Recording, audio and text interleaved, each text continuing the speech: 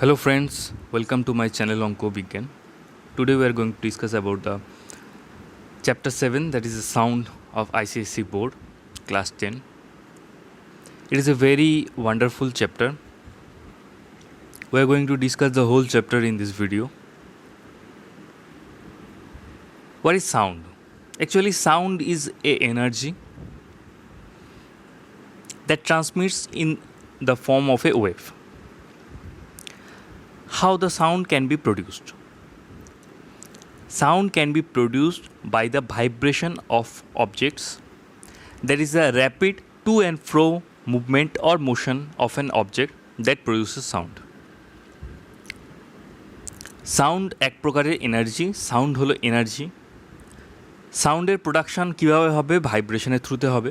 কোনো অবজেক্টকে to and fro fast movement করালে সেখান থেকে যে ভাইব্রেশনের কারণে সাউন্ড যে এনার্জি প্রোডাকশান হবে সেটাই actually sound.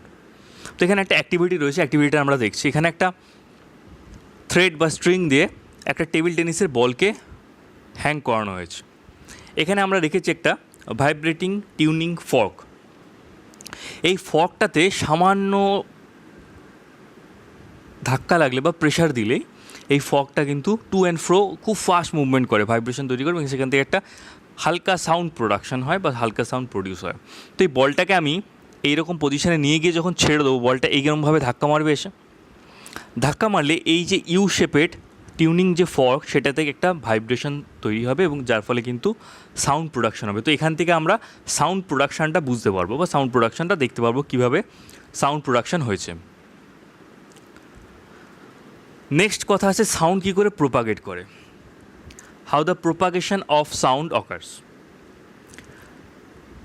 There are two types of waves. The first is the mechanical wave and the second one is the electromagnetic wave.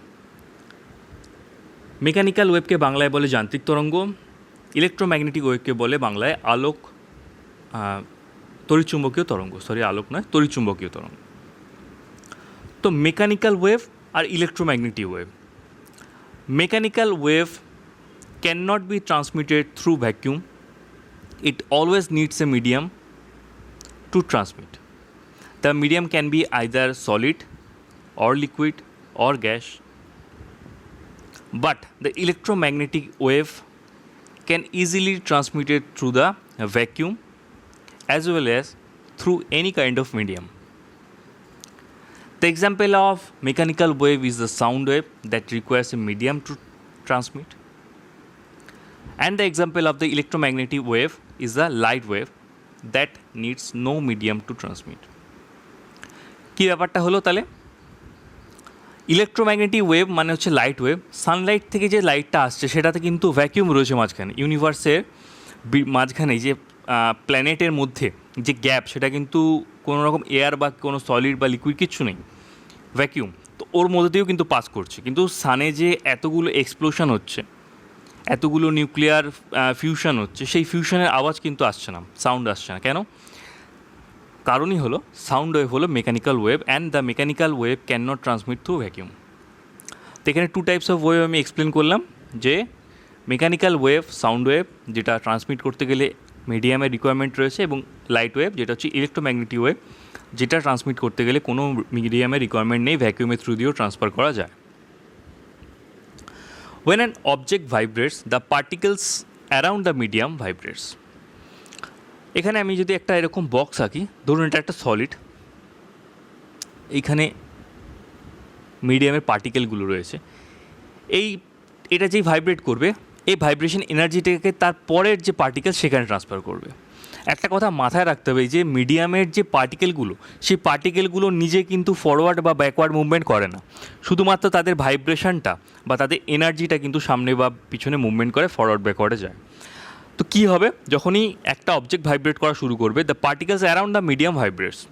The particle in contact with the vibrating object is first displaced from its equilibrium position.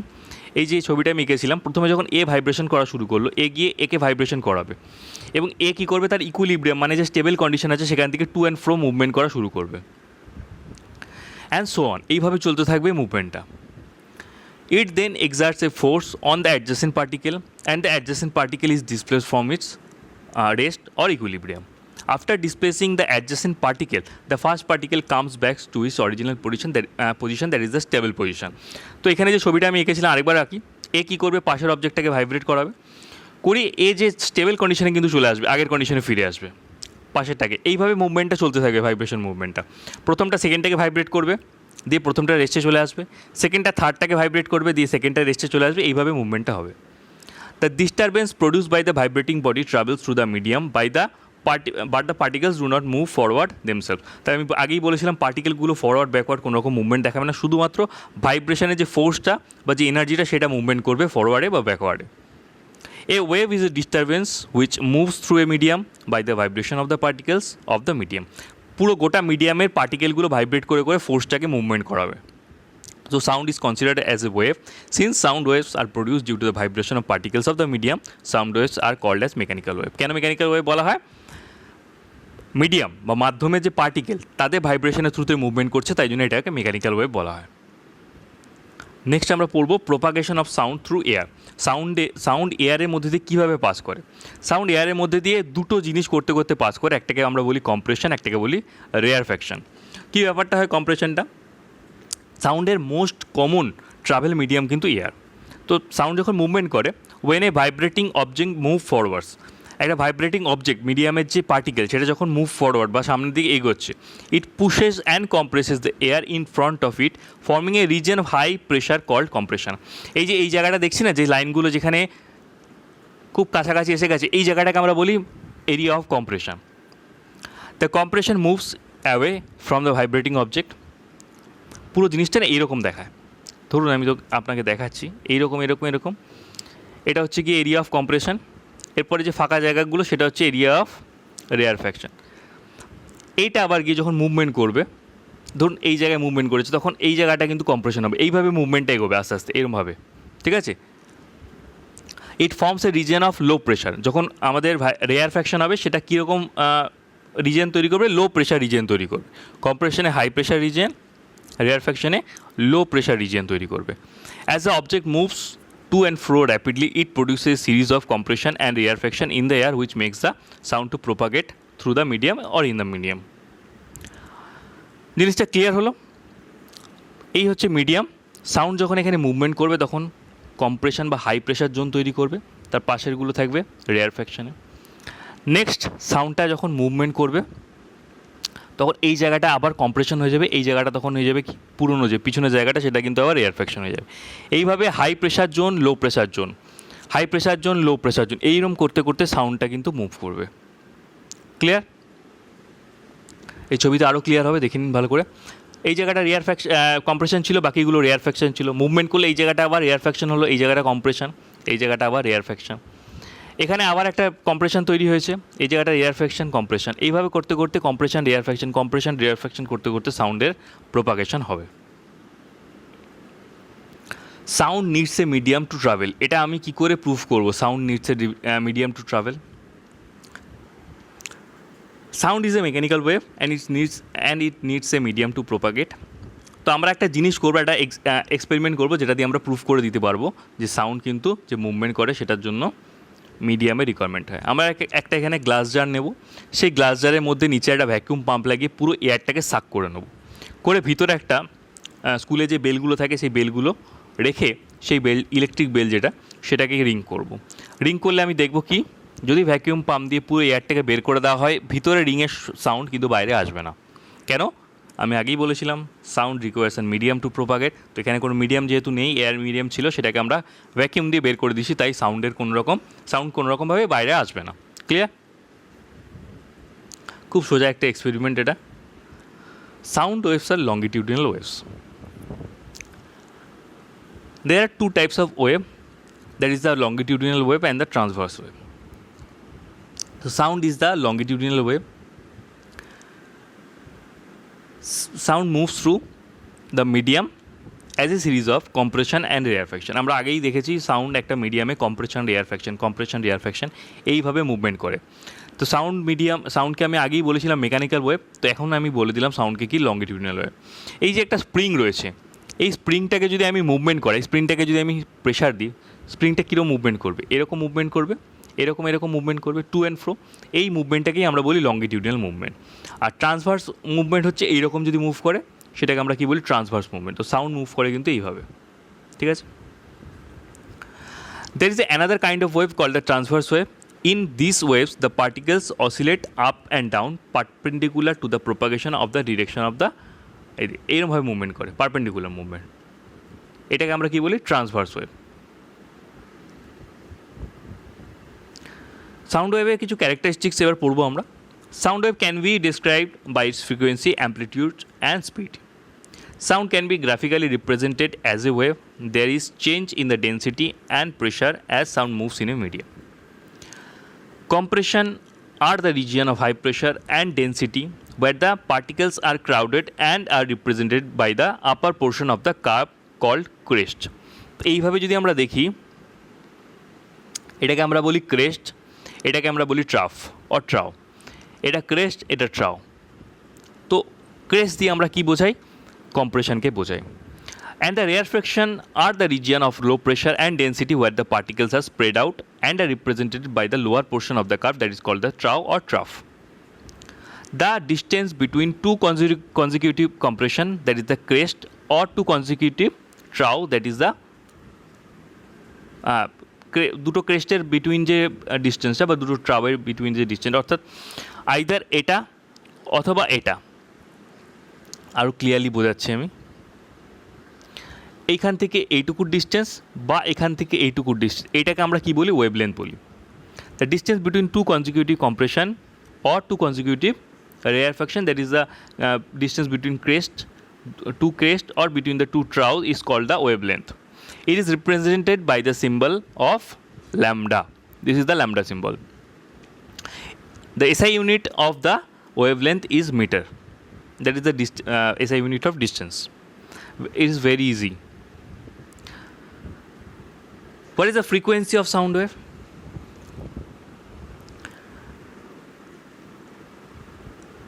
The sound, how many oscillations completed by the sound wave in 1 second is called its frequency. মানে হলো 1 সেকেন্ডে সাউন্ডের যে ওয়েভটা সেটা কটা oscillation complete করছে তার উপর ডিপেন্ড করে হচ্ছে ফ্রিকোয়েন্সি অফ দ্য সাউন্ড। এখানে আমরা দেখছি 1 সেকেন্ডে সাউন্ড ওয়েভটা এতগুলো অসিলেশন কমপ্লিট করেছে, তাহলে এর ফ্রিকোয়েন্সি হাই ফ্রিকোয়েন্সি। এটা 1 সেকেন্ডে এই কটা মাত্র অসিলেশন কমপ্লিট করেছে, তাহলে এর ফ্রিকোয়েন্সি কীরকম হবে? লো ফ্রিকোয়েন্সি হবে। Short wavelength means lots of wave. যদি ছোটো ছোটো হয় ওয়েভলেন্থ, মানে ক্রেস্ট অ্যান্ড ট্রাওয়ের যে ডিফারেন্স বা ডিস্টেন্স সেটা যদি কম হয়, তাহলে অনেকগুলো ওয়েভলেন্থ, অনেক ছোটো ছোটো ওয়েভলেন্থ হলে অনেকগুলো অসিলেশন কমপ্লিট করবে 1 সেকেন্ডে, তো সেই সাউন্ডের ফ্রিকোয়েন্সি হবে বেশি। যদি ওয়েভলেন্থ কী হয়? লং হয়, এত ডিস্টেন্স আছে, তাহলে কী হবে? 1 সেকেন্ডে ও কম ফ্রিকোয়েন্সি তৈরি করবে। কেন? এই যে অসিলেশন কমপ্লিট করছে তার নাম্বারটা কমে যাচ্ছে। ওয়েভলেন্থ বেশি হওয়া মানে নাম্বার অফ অসিলেশন কমে যাচ্ছে, যার ফলে ফ্রিকোয়েন্সিও কিন্তু কমে যাবে। ক্লিয়ার হলো কিনা আমি জানি না, এটা আরেকবার রিপিট করে দিচ্ছি আমি। শর্ট ওয়েভলেন্থ মানে যদি ছোটো ছোটো হয়, অর্থাৎ ক্রেস্টের ডিস্টেন্স বা ট্রাওয়ের ডিস্টেন্স যদি কম হয়, তাহলে 1 সেকেন্ডে ও অনেক বেশি অসিলেশন কমপ্লিট করতে পারবে। এই যে এতগুলো অসিলেশন কমপ্লিট করেছে তার মানে ফ্রিকোয়েন্সি হাই হবে। কিন্তু যদি ক্রেস্টের এবং ট্রাওয়ের মধ্যে যে ডিস্টেন্সটা অনেক বেশি হয়, তাহলে 1 সেকেন্ডে নাম্বার অফ অসিলেশন কমে যাবে এবং তার সঙ্গে সঙ্গে কিন্তু ফ্রিকোয়েন্সিও কমে যাবে। নেক্সট আমরা টাইম পিরিয়ড পড়ব। ফ্রিকোয়েন্সি আমি কী বললাম? 1 সেকেন্ডে যতগুলো অসিলেশন কমপ্লিট করে the sound wave complete, the number of oscillation completed by the sound wave in 1 second is called the frequency. আর টাইম পিরিয়ডটা কী হবে? টাইম পিরিয়ড হচ্ছে গিয়ে সাউন্ড ওয়েভের একটা অসিলেশন কমপ্লিট করতে যতটা টাইম লাগে। Clear? The time taken for the change in the density of the medium from a maximum value to a minimum value and again to the maximum value is the time period of a sound wave. এত জটিল definition না গিয়ে একটা simple definition পড়লেই হবে। Second ডেফিনেশনটা পড়লেই হবে, the time taken for one complete oscillation in the density of the medium is called the time period of the sound wave. কোনো একটা স্পেসিফিক মিডিয়ামে সাউন্ড ওয়েভের ফ্রিকোয়েন্সি কিন্তু বা টাইম পিরিয়ড কিন্তু আলাদা হবে, সব মিডিয়ামে আলাদা আলাদা হয়। আমি যদি এয়ার মিডিয়ামে করি তাহলে এয়ার মিডিয়ামের রেসপেক্টেই আমাকে বলতে হবে। তাহলে এয়ার মিডিয়ামের রেসপেক্টে যদি বলি, এয়ার মিডিয়ামে একটা সাউন্ড, একটা কমপ্লিট এক সাউন্ড ওয়েভ একটা কমপ্লিট অসিলেশন করতে যে টাইমটা নিচ্ছে সেটা হচ্ছে time period. Clear? Frequency and time period are represented as follow. Frequency আর টাইম পিরিয়ডের মধ্যে যে রিলেশন সেটা হচ্ছে কীরকম রিলেশন? Inversely proportional. তো time period T = 1/λ, or lambda equal to 1/t, মানে ফ্রিকোয়েন্সি এবং টাইম পিরিয়ড। ওকে, সরি আমি ভুল বললাম, আর ল্যামডা তো ওয়েভলেন্থ হয়ে গেল। ফ্রিকোয়েন্সিকে আমরা এন দিয়ে ডিনোট করি, তো T is equal to 1/n, okay, or N equal to 1/t।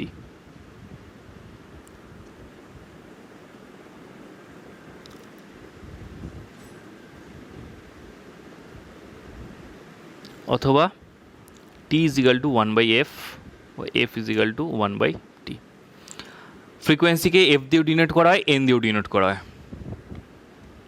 তো এখানে আমরা একটা দেখছি হাই ফ্রিকোয়েন্সি ওয়েভ, এখানে একটা দেখছি আমরা low frequency wave. High frequency ওয়েভকে কী করে ডিনোট করবো আমরা দেখছি অসিলেশনের নাম্বার অনেক বেশি হয়েছে, অর্থাৎ ওয়েভলেন্থের কিন্তু কম। ওয়েভলেন্থ যদি কম হয় নাম্বার অফ অসিলেশন বেশি হবে এবং সেটা হাই ফ্রিকোয়েন্সি সাউন্ড হবে। এবং এখানে দেখছি ওয়েভলেন্থটা অনেক বেশি, তাই জন্য নাম্বার অফ অসিলেশন কম হয়েছে এবং সেক্ষেত্রে কী হবে, আমাদের ফ্রিকোয়েন্সিটা হবে হচ্ছে লো। তো ফ্রিকোয়েন্সি যদি লো হয় টাইম পিরিয়ড হবে বেশি, আর ফ্রিকোয়েন্সি যদি হাই হয় টাইম পিরিয়ড হবে কম।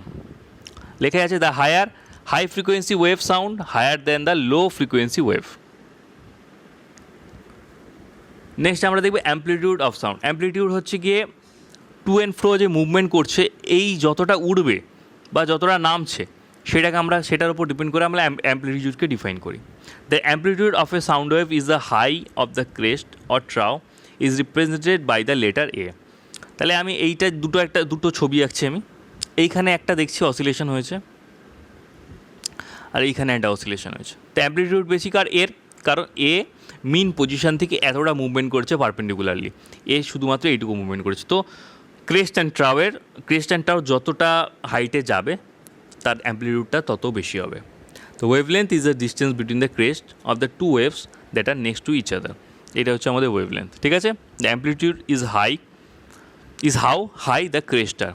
তো ক্রেস্ট কতটা হাই তার উপর ডিপেন্ড করে, অর্থাৎ এই যে পারপেন্ডিকুলার ডিস্টেন্সটা এটার উপর ডিপেন্ড করে আমরা কিন্তু ডিফাইন করতে পারি, বা ক্রেস্ট বা ট্রাউ যে কোনো একটা। এই যে এখানে লেখা আছে অ্যাম্পলিটিউড, এই ডিস্টেন্সটা হচ্ছে আমাদের অ্যাম্পলিটিউড। Clear? Pitch and loudness. The pitch of sound, that is the shrillness or flatness, depends on the frequency of the vibration. তো ফ্রিকোয়েন্সি যত বেশি হবে, the higher the frequency the high is the pitch. যত frequency higher হবে পিচও তত high হবে, and lower the frequency low is the pitch. তো হায়ার ফ্রিকোয়েন্সিতে পিচ হাই, লোয়ার ফ্রিকোয়েন্সিতে পিচ লো। তো এখানে আমরা দেখছি ফ্রিকোয়েন্সি অনেক বেশি, এটা শর্ট ওয়েভলেন্থ, তার মানে এর কী হবে, পিচ হবে হাই। এটা দেখছি আমার ফ্রিকোয়েন্সি অনেক কম, কারণ লং ওয়েভলেন্থ, তাই জন্য এর ফ্রিকোয়েন্সি পিচ হবে কীরকম, লো পিচ। ইজি, খুব ইজি।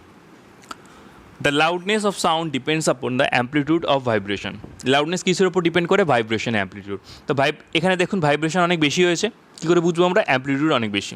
যদি আমি এখান থেকে একটা লাইন টানি, এগুলো হচ্ছে ক্রেস্ট, এগুলো হচ্ছে ট্রাউ।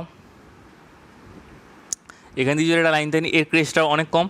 তো এই সাউন্ডটা কীরকম হবে, যার অ্যাম্পলিটিউড বেশি সে লাউডার সাউন্ড হবে, এবং যার অ্যাম্পলিটিউড কম সেটা কীরকম হবে, সফটার সাউন্ড হবে। Very easy. Next, speed of sound, most important thing in this chapter. The speed of sound is different in different medium. আমি ডিফারেন্ট মিডিয়ামের ক্ষেত্রে সাউন্ড নিয়ে এসেছি। একটা কথা বলে রাখি, এখানে সবথেকে সাউন্ডের স্পিড বেশি হয় সলিড মিডিয়ামে, তারপরে কিন্তু লিকুইড, তারপরে গ্যাস মিডিয়ামে। তো এখানে দেখছি রাবারের ক্ষেত্রে হচ্ছে 60 মিটার পার সেকেন্ড। এয়ার যদি 20 ডিগ্রি সেলসিয়াসে থাকে তাহলে 343 মিটার পার সেকেন্ড, 40 ডিগ্রিতে 355 মিটার পার সেকেন্ড। সবথেকে বেশি হচ্ছে অ্যালুমিনিয়ামে, যেটা হচ্ছে 6320 metre per second, almost 6.3 kilometre per second. তো সলিডের ক্ষেত্রে আস্তে আস্তে স্পিড বাড়ছে, আমরা দেখতে পাচ্ছি এয়ারের থেকে স্পিড বেড়েছে সলিডের ক্ষেত্রে। তো এখানে সাউন্ডকে যে ফ্রিকোয়েন্সি সেটাকে আমরা কীভাবে ডিনোট করি, speed is equal two wavelength into frequency, যেটাকে আমরা কীভাবে ডিনোট করি, V is equal two N lambda. N আমি কী বলেছিলাম একটু আগে, আমি বললাম এনটাকে আমরা কিন্তু ফ্রিকোয়েন্সি হিসেবে ডিনোট করি, বা এটাকে আমি এইভাবেও লিখতে পারি যদি ইচ্ছা হয়, V is equal to F lambda. ফ্রিকোয়েন্সিকে এফ এবং এন দুটো দিয়ে ডিনোট করা হয়, আর ল্যামডা হচ্ছে কি আমাদের ওয়েভলেন্থ। তাহলে এটা ফ্রিকোয়েন্সি ইন্টু ওয়েভলেন্থ, এটা হচ্ছে আমাদের speed of the sound. Clear? Next, the reflection of sound. সাউন্ডের রিফ্লেকশনের দুটো রুল আছে, যেটা লাইটের রিফ্লেকশনও আমরা পড়েছিলাম। ফার্স্ট রুল হচ্ছে the angle of incidence is equal to the angle of reflection. এখানে আমি একটা দেখাচ্ছি ছবিতে, এখানে একটা প্লেট রয়েছে, এখানে একটা পাইপ লাগিয়ে রেখেছি আমি, এখান থেকে একটা বেলকে রিং করেছি, সেই সাউন্ডটা এইখানে রিফ্লেক্ট হয়ে আমাদের ইয়ারে আসছে। এটা হচ্ছে আমার নর্মাল। তো এইখানে যে অ্যাঙ্গেলটা তৈরি করছে, অর্থাৎ ইনসিডেন্ট রে নর্মালের সঙ্গে যে অ্যাঙ্গেলটা তৈরি করছে সেটাকে আমরা বলি অ্যাঙ্গেল অফ ইনসিডেন্স, এবং রিফ্লেক্টেড রে নর্মালের সঙ্গে যে অ্যাঙ্গেলটা তৈরি করছে সেটাকে আমরা বলি অ্যাঙ্গেল অফ রিফ্লেকশন। তো ইনসিডেন্ট রের যে অ্যাঙ্গেলটা তৈরি হচ্ছে ইনসিডেন্ট অ্যাঙ্গেল, এবং রিফ্লেক্টেড রের যে অ্যাঙ্গেলটা তৈরি হচ্ছে that is a reflected angle. এই দুটো কিন্তু ইকুয়াল হবে, অর্থাৎ angle of incidence equal to angle of reflection. Clear? I is equal to R. Same একদম লাইটের যে রুলগুলো ছিল সাউন্ডের রুলও same. Next, the incident ray, the reflected ray and the normal at the point of incidence all lie in the same plate. Angle of incidence, angle of reflection and the normal at the point of incidence, এই তিনটে জিনিসই same প্লেনের মধ্যে থাকবে, same প্লেনে, একটা গোটা প্লেনের মধ্যে কিন্তু তিনটে আছে। এই দুটো রুল মাথায় রাখতে হবে রিফ্লেকশন অফ সাউন্ডে। এখানে একটা অ্যাক্টিভিটি করা আছে, অ্যাক্টিভিটিটা আমরা এখান থেকে দেখতেই পাচ্ছি, এই বেলটাকে রিং করা আছে, সাউন্ডটা রিফ্লেক্ট করে গেছে। এইসব কোশ্চেন পরীক্ষায় আসবে না, যেগুলো আসবে সেগুলো ইম্পর্টেন্টলি আমি বলে দিচ্ছি। Next, echo, very very important for your exam. এখানে আমি খুব সুন্দর করে একটা জিনিস বোঝাচ্ছি। আমাদের হিয়ারিং যেটা, যদি কোনো সাউন্ড আমরা দুবার বা তিনবার বা চারবার শুনতে পাই একই সাউন্ড, সেটাকে আমরা ইকো বলি। If we should or clap near reflecting surface, একটা বড়ো রিফ্লেক্টিং সারফেসের সামনে আমরা যদি কোনো সাউন্ড প্রোডাকশন করি, we here the same sound again and again, আমরা সেই সাউন্ডটাকে বারবার রিফ্লেক্টেড সাউন্ড হিসেবে শুনতে পারবো। যদি আমি একটা সাউন্ডকে একবার রিফ্লেক্টেড অবস্থায় শুনতে পারি, অর্থাৎ আমি সাউন্ডটা প্রোডাকশন করছি তারপরে যদি সেটাকে আমি আরেকবার শুনতে পারি, তাকে কী বলবো? আমি ইকো বলবো। অনেক সময় পাহাড়ে ঘুরতে গেলে অনেক সময় নাম ধরে ডাকলে সেই নামটা আবার ফেরত আসে, এই জিনিসটাকে বলা হয় echo. It is cause due to the reflection of sound. কীভাবে হয় আমার আমি বোঝাচ্ছি। প্রত্যেকটা কথা আমাদের রিফ্লেকশন হয়, কিন্তু আমরা শুনতে পাই না। কেন? কারণ আমাদের ইয়ারের দুটো সাউন্ডকে আলাদা করে ডিস্টিংগুইশ করতে গেলে তার মাঝখানে বিটুইনে 0.1 সেকেন্ডের গ্যাপ থাকতে হবে। এই যে আমরা নর্মালি ঘরের মধ্যে কথা বলি, সেগুলো রিফ্লেক্টেড হয় না কেন? কারণ আমাদের সামনে যে ওয়ালটা রয়েছে সেইটা রিফ্লেক্টিং সারফেস হিসেবে কাজ করছে, এবং তার ডিস্টেন্সটা এত কম যে সাউন্ডটা রিফ্লেক্টেড হয়ে ইকো হিসেবে আমরা শুনতে পাচ্ছি 0.1 সেকেন্ডের আগে। তাই আমরা দুটো সাউন্ডকে ডিস্টিংগুইশ করতে পারছি না। ক্লিয়ার? যদি ওয়ালটাকে আমি অনেকটা দূরে সরিয়ে দিই, যেখান থেকে আমার সাউন্ডটা রিফ্লেক্টেড হয়ে আসতে 0.1 সেকেন্ডের বেশি সময় লাগবে, তাহলে আমি দুটো সাউন্ডকে কিন্তু ডিস্টিংগুইশ করতে পারবো। তো কী করে আমি বের করবো যে মিনিমাম ওয়ালের ডিস্টেন্স কতটা থাকতে হবে বা রিফ্লেক্টিং সারফেসের ডিস্টেন্স কতটা থাকতে হবে, যেখান থেকে আমি সাউন্ডটা ইজিলি শুনতে পারবো? তো আমি এখানে একটা ক্যালকুলেশন করে বোঝাচ্ছি। নর্মালি সাউন্ডের স্পিড এয়ারে কত হয়? 344 মিটার পার সেকেন্ড। তো আমাকে 0.1 সেকেন্ডের পরে সাউন্ডটা শুনতে হবে, তবেই আমি সেটাকে আলাদা করে ডিস্টিংগুইশ করতে পারবো। তো মিনিমাম ডিস্টেন্স কত হতে হবে? তাহলে 344কে যদি আমি 10 দিয়ে ডিভাইড করি, অর্থাৎ 344কে আমি যদি 0.1 দিয়ে মাল্টিপ্লিকেশন করি, আমরা জানি কি? আমরা জানি speed is equal to distance by time. তো আমি স্পিডকে যদি টাইম দিয়ে মাল্টিপ্লাই করি, তাহলে কী পাবো? আমি ডিস্টেন্স পাবো। তো আমি তাই করছি, স্পিড হচ্ছে আমার 344 ইন্টু 0.1, অর্থাৎ 344 বাই 10, তাহলে কত হচ্ছে? 34.4 মিনিমাম ডিস্টেন্স হওয়ার কথা। 34.4 মিনিমাম ডিস্টেন্স হওয়ার কথা, কিন্তু 34.4 কি মিনিমাম ডিস্টেন্স কি শুধু কতটা দূরে আছে তা নয়, সাউন্ডটা ট্রাভেল করে আসছে, অর্থাৎ সাউন্ডটা যাবে এখান থেকে, রিফ্লেক্টেড হয়ে ফিরে আসবে এই টোটাল ডিস্টেন্সটা। তার মানে দুবার ট্রাভেল করছে সাউন্ডটা, যাচ্ছে এবং আসছে। তো এটাকে আমি 2 দিয়ে যদি ডিভাইড করি, তাহলে আমি পাবো 17.2। এটাই হচ্ছে আমাদের minimum distance of A reflecting surface, যেখান থেকে আমাদের ইকো হতে পারবে এবং ইকোটা আমি শুনতে পারবো। 17.2 মিটার মিনিমাম ডিস্টেন্স যদি থাকে, তাহলে আমি তার থেকে কিন্তু ইকো শুনতে পারবো। ক্লিয়ার? Next, reverberation. রিভারবারেশনটা ভেরি ইম্পর্টেন্ট। যদি কোনো আমরা হল ঘরে যাই বা কোনো অডিটোরিয়ামে যাই, যদি ওখান থেকে কিছু আওয়াজ করা হয়, সেটা বারবার রিফ্লেক্ট করে, বারবার সেই সাউন্ডটা শুনতে পাই আমরা। Echoes may be heard more than once due to repeated or multiple reflection of sound from several reflecting surface. This cause persistence of the sound called the reverberation. Reverberation তাহলে কি? বারবার সাউন্ডটা যদি রিফ্লেক্টেড হয়, হল বা অডিটোরিয়ামে গিয়ে বারবার করে চিৎকার করলে সেই সাউন্ডটা বারবার রিফ্লেক্টেড হয়ে আসে এতগুলো সারফেসেস। এখানে লেখাও আছে big halls or auditorium to reduce the reverberation. এই রিভারবেরেশন হয় যেখানে আমরা সিনেমা হলে যাই, যদি সিনেমা হলে কোনো রকম সাউন্ড অ্যাবজর্বিং সারফেস না থাকতো, এরকম সাউন্ডের মানে যে তৈরি হচ্ছে সিনেমা থেকে সাউন্ডটা, সেটা কিন্তু এত রিফ্লেক্টেড হতো যে আমরা অরিজিনাল সাউন্ডটা শুনতেই পেতাম। তো সেখানে কিন্তু সাউন্ড অ্যাবজর্বিং সারফেস ব্যবহার করা, যেমন হচ্ছে রাফ প্লাস্টার, ঠিক আছে, ফাইবার বোর্ড, এইগুলো ইউজ করে এক্সট্রা যে সাউন্ডটা বা রিফ্লেক্টেড সাউন্ডটাকে কী করে নেয়, অ্যাবজর্ব করে নেওয়া হয়। নেক্সট আমরা দেখব uses of multiple reflection that of sound. রিফ্লেকশন কোথায় কোথায় ইউজ করা হয়? তো doctor listen to the heartbeat reaches the doctor's ear by multiple reflection. এই যে স্টেথোস্কোপ ইউজ করে সেখানে মাল্টিপল রিফ্লেকশন কিন্তু কাজ করে, এবং মাল্টিপল রিফ্লেকশনের পরে সেই সাউন্ডটা কিন্তু ডক্টরের কানে গিয়ে পৌঁছাচ্ছে। এছাড়া সিনেমা হলে যে সিলিং রয়েছে সেই সিলিংটাকে কী করা হয়, কার্ভ করা হয়। কেন কার্ভ করা হয়? কারণ যাতে মাল্টিপল রিফ্লেকশন হয়ে হলের প্রত্যেকটা জায়গায় সাউন্ড পৌঁছায়, এবং সেই মাল্টিপল রিফ্লেকশানে যাতে সাউন্ডটা ইকুয়ালি বা ইভেনলি পৌঁছায় সেই জন্য কী করা হয়, সাউন্ড আমাদের যে সিনেমা হলে আমরা সিনেমা দেখতে চাই সেখানে একটা কার্ভ সাউন্ড বোর্ড রাখা হয় যেখান থেকে ইভেনলি ডিস্ট্রিবিউটেড হবে সাউন্ডটা। Next most important range of hearing. আমরা হিউম্যানরা 20 হার্জ থেকে 20 kilo hertz, that is the 20,000 hertz, এখানে 20,000 হবে, এটা একটা জিরো কম পড়ে গেছে। তো আমরা জেনারেলি 20 হার্জ থেকে 20 kilo hertz, that is the 20,000 hertz, এই রেঞ্জের মধ্যে এই রেঞ্জের বা এই ফ্রিকোয়েন্সি সাউন্ড কিন্তু আমরা শুনতে পারি। কিছু কিছু অ্যানিমাল যেমন ডগস, এলিফেন্টস, ওয়েলস, এরা কিন্তু আল্ট্রাসোনিক সাউন্ড প্রডিউস করতে পারে বা ইনফ্রাসোনিক সাউন্ড প্রডিউস করতে পারে। কে কীরকম সাউন্ড প্রডিউস করে আমি পরে আসছি, আগে হিউম্যানের কথাটা আমি ক্লিয়ার করে দিই। 20 হার্জ থেকে 20,000 হার্জ এর মধ্যে সাউন্ডের ফ্রিকোয়েন্সি থাকলে তবেই হিউম্যানের সেটা কিন্তু শুনতে পারবে। এর নিচে যদি হয়, 20 হার্জের নিচে যদি সাউন্ড হয় সেটাকে আমরা বলি ইনফ্রাসোনিক সাউন্ড, এবং 20,000 হার্জের ওপরে যদি সাউন্ড হয় বা 20 কিলো হার্জের ওপরে যদি সাউন্ড হয় সেটাকে আমরা বলি আল্ট্রাসোনিক সাউন্ড।